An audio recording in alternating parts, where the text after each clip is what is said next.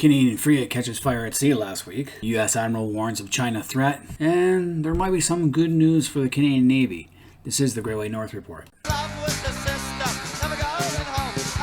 Alright, last week the HMCS Fredericton caught on fire, and crew members were able to douse the fire before taking the vessel into a Norwegian port for repairs. Now this is the very same Canadian frigate that's serving as a flagship for one of NATO's standing naval groups. It was damaged off the coast of Norway. That doesn't speak too well for our ships right now. Good thing damage wasn't that extensive and the fire was extinguished by the crew, so no one was injured. And it proceeded on its own power to get repairs. And it gets to still serve as NATO's flagship. Now there have been at least 10 shipboard fire or smoke incidents over the previous 2 years. We only have 15 frigates and we had 10 shipboard fires in a year. That's not a good record. Now all these are minor, according to Vice-Admiral R. MacDonald, but they serve as a stark reminder that the warships built in the 90s are now in the second half of their operational lifespan and will require more attention and upkeep, which means we really need to replace these quickly. And unfortunately, that's not going to happen. We're going to build our Arctic patrol ships first. Thankfully, 3 are already in the water, and the 4th one's currently being built, and there are 2 more after that. I believe they cut steel on the 5th one. This is what happens when you delay things too much. And unfortunately, we have delayed the rebuilding of our Navy far too long. And it's just not that ship, it's also the HMCS Regina. It experienced multiple fires, 2 in the fall of 2018 and another in the spring of 2019, while conducting at-sea readiness training in preparation for deployment to the Asia Pacific. Same warship suffered a forced smoke incident in 2019 when faulty transformers. So HMCS Calgary, HMCS Toronto experienced 2 fires each year over that 2-year period. HMCS Halifax, the oldest frigate in the fleet, also suffered 2 fires. Our submarines also caught on fire, and one of them did. Every time you upgrade something, you're playing around with the original electronic system. Mistakes can happen, or they just wear out. Asking the original electrical system to do something more with an upgrade. This comes at a time where the U.S. Admiral is warning of the China threat and urges allies to work and train more closely. China is trying to put more aircraft carriers into the water. I believe they're working on their 3rd right now.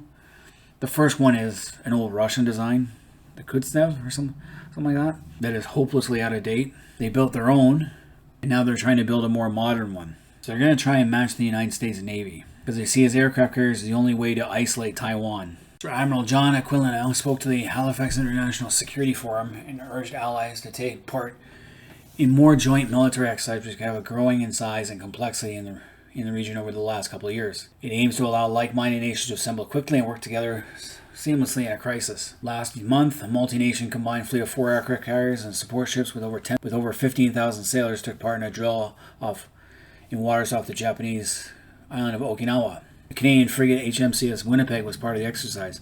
So 2 of our frigates are on opposite ends of the world. One's in Norway, one's over in the Pacific. The fact that we can only send one doesn't speak well, because if war broke out, we can't send a heck of a lot. Each one is valuable, and if one gets sunk, then it's going to be harder to replace. And this is why China is increasingly becoming more and more belligerent towards Taiwan, and they're trying to isolate the island militarily, as well as take over the South China Sea. So it's time for the Canadians to do their part and start beefing up our naval presence in the area. We also need submarines in that region. I would also urge the Canadian government to block Chinese access to the Arctic, to our part of the Arctic. So we do have a firm commitment to build the British Type 26 frigate, replace our existing frigate fleet, but it's going to be expensive, and like I said, we only have so many shipyards, and the one in Halifax is the only one designed to build combatant ships. The one in Vancouver does not build combat ships, nor does the one in Quebec. We really need a second one. Now, unfortunately, it's going to be at least a decade before we see these new frigates, but there might be light at the end of the tunnel. Servco Canada's Alice 125 frigate receives approval in principle.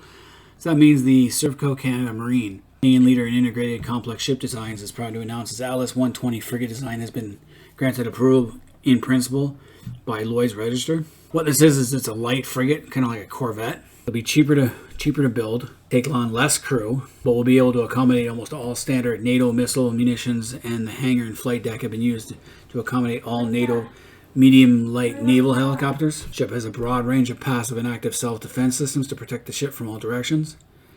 It can easily accommodate, to the owner's preference, the combat capability, including the addition of passive phased array radar and a towed array sonar to augment anti-submarine warfare. So that's cool. So this is something that can be built quickly and on the cheap, and it's something that the Canadian government should definitely look into, is to build alongside our new frigates, because they can be used alongside the frigates or by themselves. So it's definitely something to look into. I hope the Canadian government does look into this and buy a few. It would definitely upgrade our Navy quickly in a short time, and it's something that we could sell to our allies. We need to do something quickly before more fires happen to our existing frigates, or something else happens on the Pacific and we can't help. But anyway, any Canadians out there, let me know what you guys think of the current state of our frigates, and would this be another option alongside the frigates we're supposed to be building? Should we go in this direction as well?